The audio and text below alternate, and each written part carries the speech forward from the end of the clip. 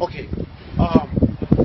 One time, there's two guys talking about into a very deep theological argument, and one guy is from Papua New Guinea, and one guy from Samoa. So very deep theological argument and talk about where who is God and where did God come from, and the Samoan guy said, you know what, God is Samoan. Ask the Palangi, they'll tell you he's Samoan. And the guy from PNG said, oh, wait. We in PNG, one talks, we have 825 different languages. God speaks every one of the 825 languages. He's the true one talk.